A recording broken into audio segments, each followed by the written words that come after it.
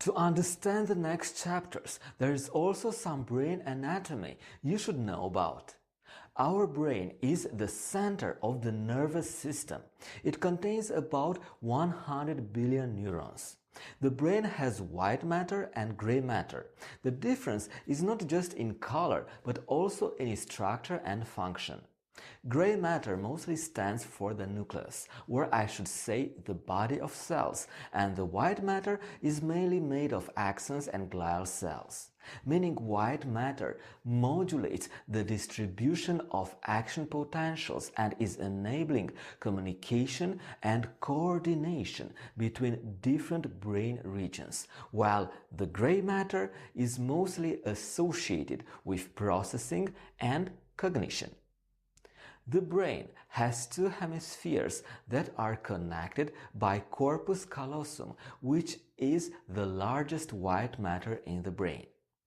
Important information is that the brain is divided into 4 lobes on each side: frontal, parietal, occipital, and temporal lobe. Here are some basic functions of individual lobes. First, the frontal lobe is associated with planning, reasoning, parts of speech, movements, emotions, and problem solving. The parietal lobe is associated with orientation, recognition, perception of stimuli, and movement.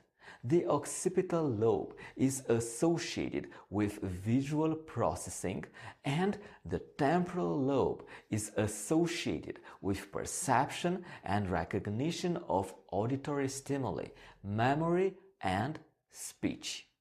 I should also give you some information about the complex limbic system. The limbic system is responsible for behavior, memory, emotions, and olfaction. All in all, it is believed to have an essential role in our emotional life and the formation of memories.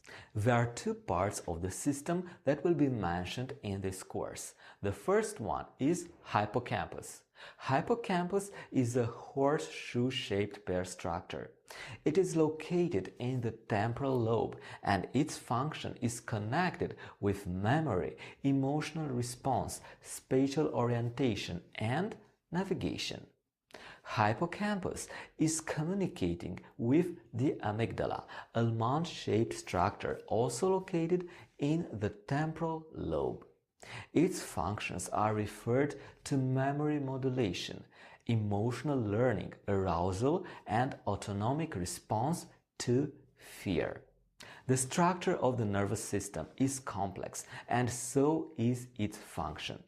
Modern technology is helping us in the discovery of its potential, but there is still a lot that has been unrevealed and unexplained. Alright, we are done with the theory part. In the next lesson, you will get the special mindset when rewiring your brain to success. See you there.